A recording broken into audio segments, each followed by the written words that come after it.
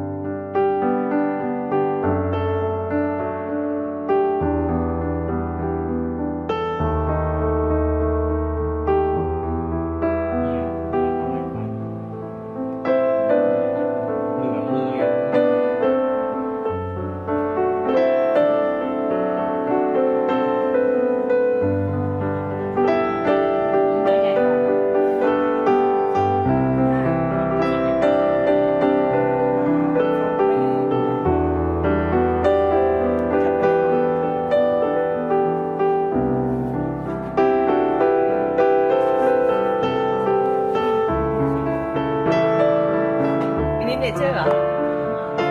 ใช่เหรอมินิเนเจอร์เหรออ้าวไม่ใช่หมาพันธุ์ไทยเหรอ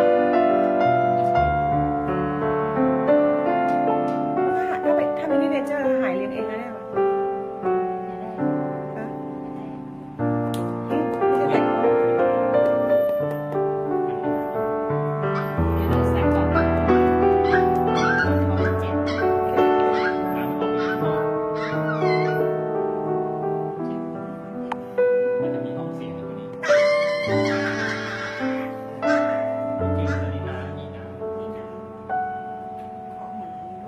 เนี่ยชื่ออะไรดีตัวเมียทั้งคู่เลยแล้วไม่รู้ว่าตัวไหนเป็นใครเหมือนกันด้วยมาดูหน่อยหมาวิ่งบางเลยเอาน้ำมาล้างเนี่ยแล้วก็สักพักเดี๋ยวเขาเจาะดูต่อได้ระดับหนึ่งก่อนทั้งสองตัวเลยจะเอากรงเรามาใส่กันมันมัวจะจับอยู่นั่นแหละเขาน่ารักเลยเขารักของเขาเขารักหมาระวังตกนะเนี่ยจะตกจะกิ้งไหมเนี่ยตัวเนี้ย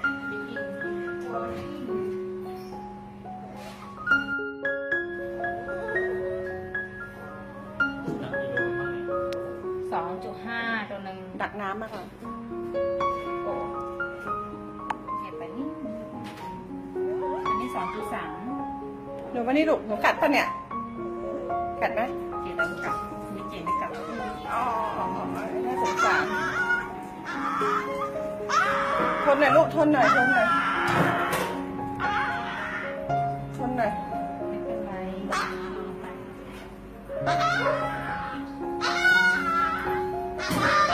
คนลูกคน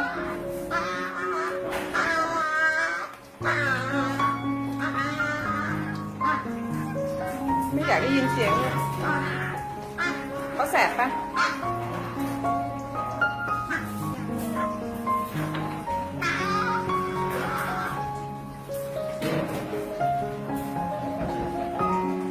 นั่นคืออะไรจะถ่ายพยาธิเก็บมาน้อยอย่างหมาลองบ้านยังใช้ข้าวไว้ตรงนี้บางบอล บางบอลเดินเล่นเหรอบางบอน ปล่อยเอาของเราเลยนะเขา ไม่อยู่องค์ค่ะบางบอนอารวาสได้ค่ะ ก็ลืมที่ฉีดวัคซีนแล้วนี่กลับวันไหนกลับวันไหนก็ลืมนี่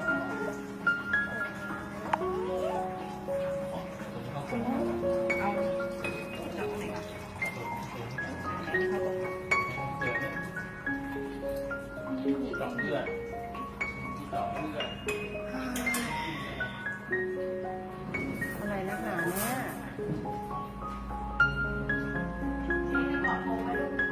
ดันตัวมาหน่อยดิดันตัวมาตรงกลางพี่กลัวเขาตกค่อยๆค่อย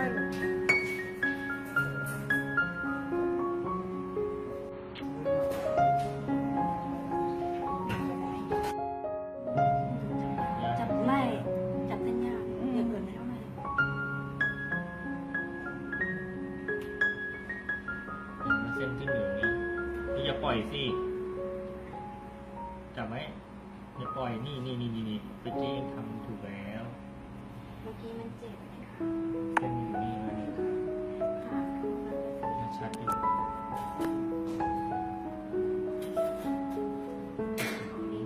ตัวนี้เป็นเยอะเลยนะ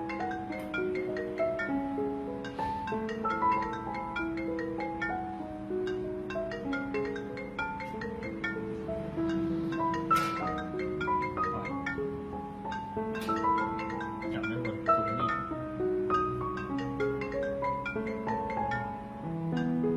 ได้ไม่ออก ค่อย เอ้ย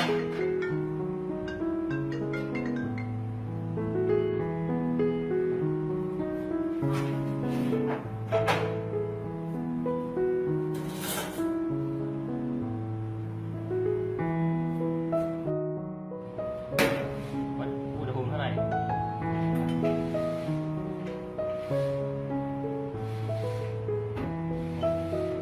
แล้วเจาะน้ำ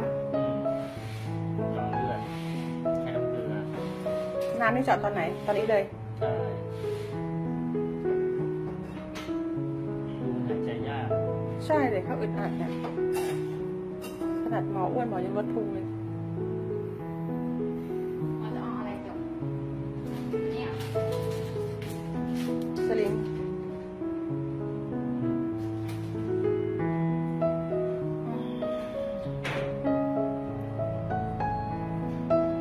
ใช่มินิเนเจอร์เหรอหมอ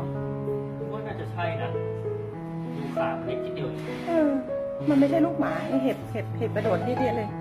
บีแกะเป็นไรลูกเดี๋ยวหายแล้วนะ ถึงหมอแล้วลูก นะลูกนะอุณหภูมินะ96รอดนะลูกนะ โอ้โห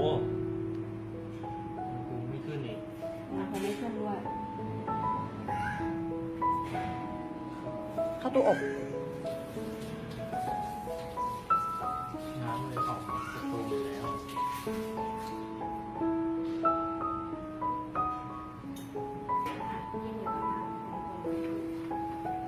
อันนี้อยู่ในรถนะ มากับในรถ ไม่น่าปล่อยนานเลยอ่ะหนูเว้ย รอดนะลูกนะ อยู่เป็นหมาต่อนะลูกนะ นะลูกนะ เหลืองด้วย ทนลูก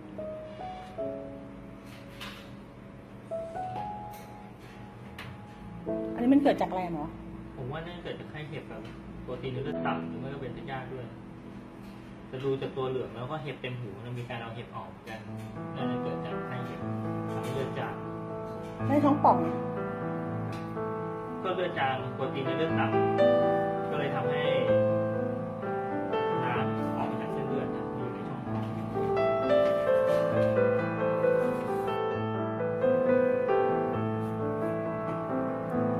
ดูจากวิดีโอนั้นตัวเบลอเลยนะเจอตัวจริงตัวนิดเดียว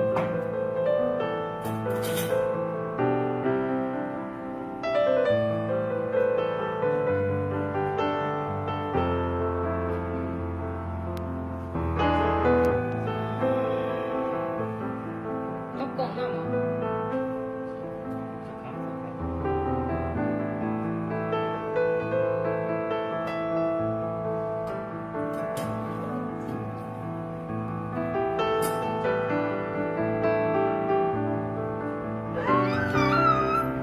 เจ็บแสบ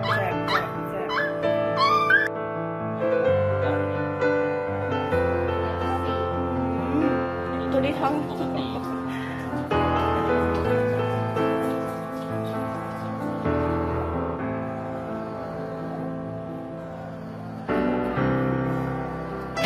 ดิ้นสุดดิ้น ดินเนี่ย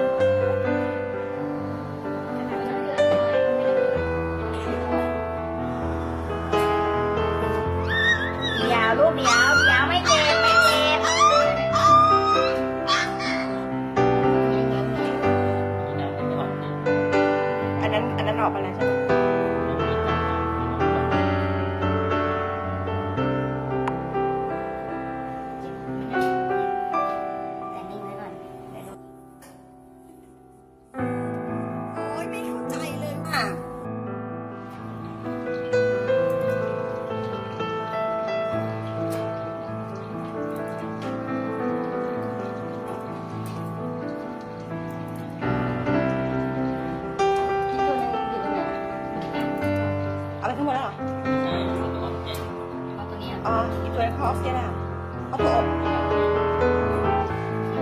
รอให้มันร้อน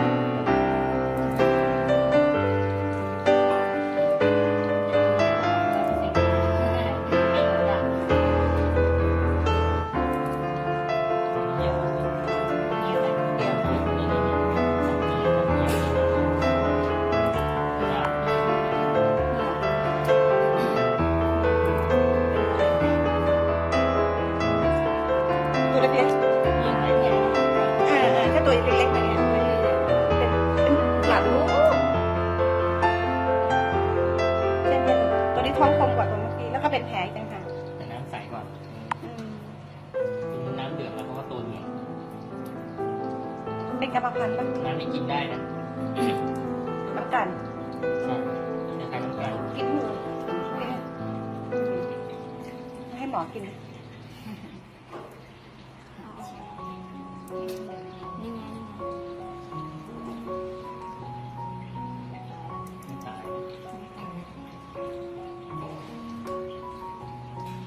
ดูจากดูท้อง 30 ครั้ง ถ้าเจอตัวใหญ่นี่ต้องเปลี่ยน ต้องเปลี่ยนดูท้องนะท้องเป็นน้ำเนี่ย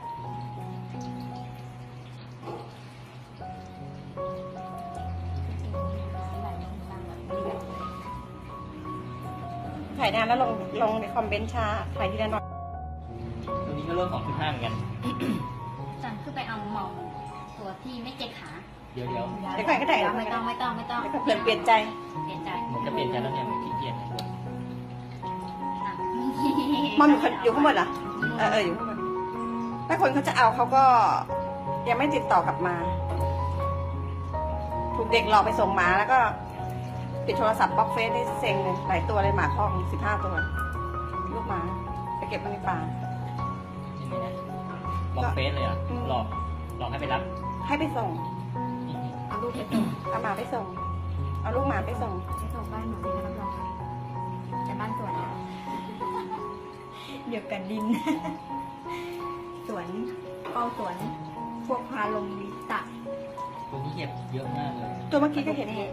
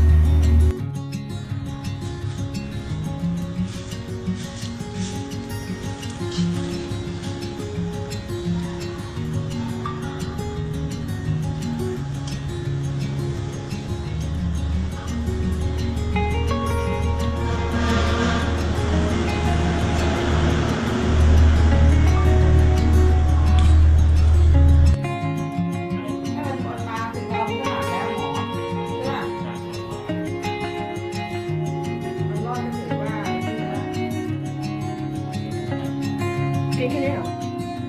แล้วนายเจดีประตูหักเหรอ ประสานกันเอาไว้ นี่ประตูหักเหรอ ไม่ได้ดูห่างดู เหรอ ตรงแกนเอาตั้งกินกัน เดี๋ยวหอมคืนนี้ท้องให้ฟองอีกเดี๋ยว ไม่ได้กินเลย เห็นจะเอาได้นะ เอาโม่เลยนะเ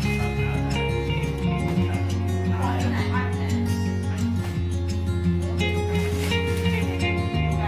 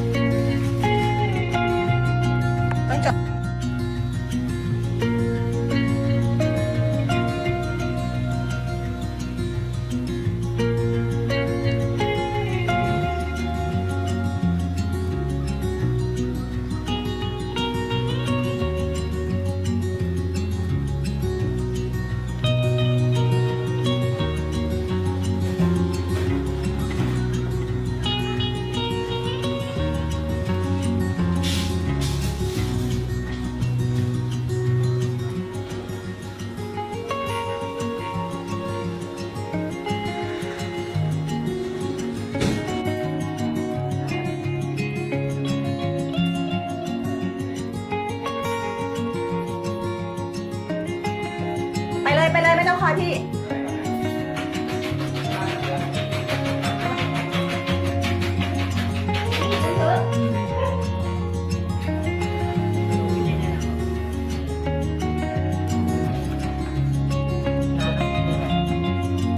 น้ำ อ๋ออย่าไปหลุดเรื่องอ๋อ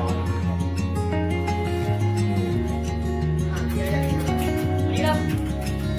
ไปด้วย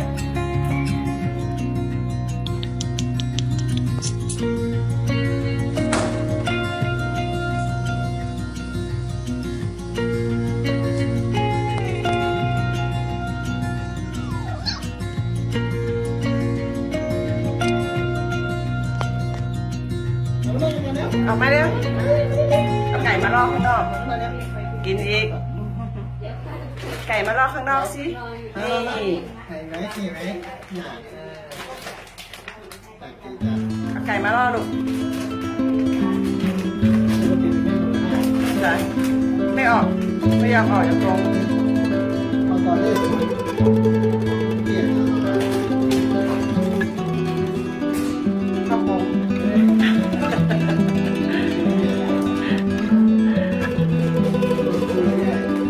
คือตัวใหญ่แย่ง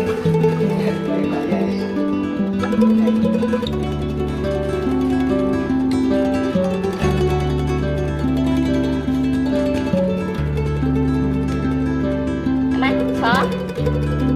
ขอเร็วๆหัวอีกขอมาเร็วขอ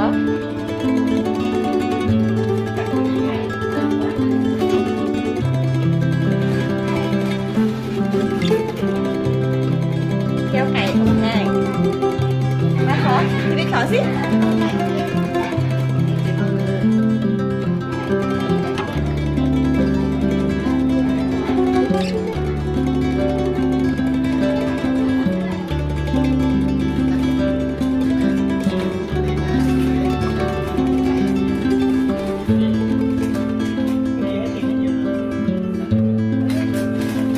มีอาหารว่างด้วยนะอาหารพิเศษ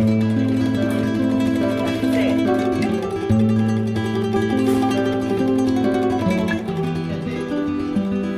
ได้เล่น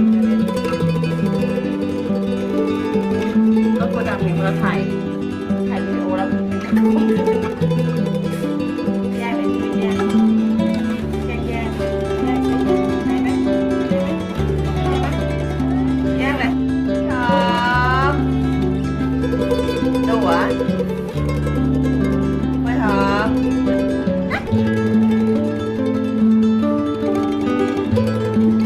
ไม่หอมได้ไงลูก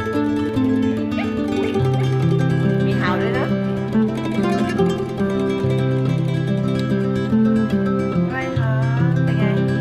ใช่ยัง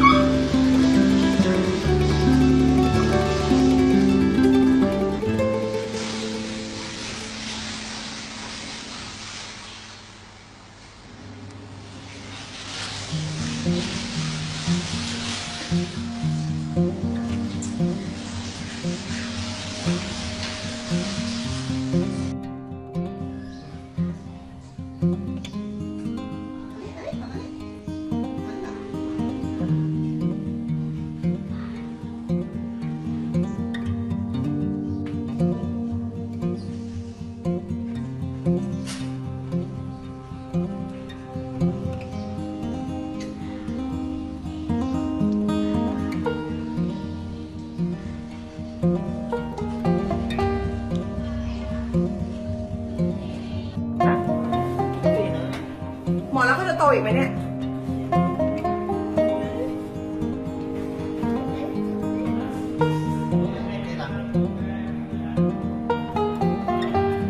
ไม่อยากได้ของเล่นมากเลยพี่ อยากได้ของเล่นอ่ะของเล่นใครเอาของเล่นมาให้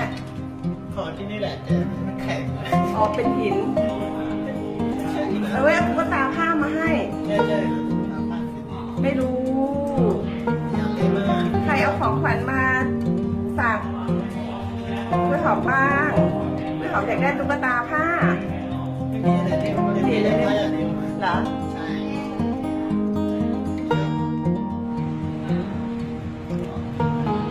มันเขี้ยว มันเขี้ยว มันเขี้ยว มันเขี้ยวมันเขี้ยว เล่นอย่างเดียวเลย เล่นอย่างเดียวเลยนะเล่นอย่างเดียวเลย ไม่เรียนลูกเอาแล้วถ่ายรูปรอๆอยู่เฉยๆถ่ายรูปรอหน่อยเดี๋ยวสิกล้วยหอมเอาเรานั่งก่อนอยู่นั่งก่อน นั่งลง นั่งลง นั่งลง นั่งลง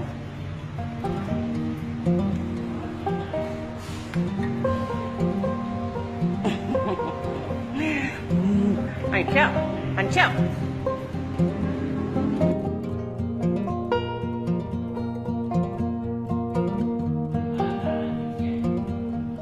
เสียดายตัวเนาะเสียดายก้านกล้วยจังเลยก้านกล้วยเขาน่ารักอ่ะเขาแบบดูนะตอนที่เขายังไม่ตาย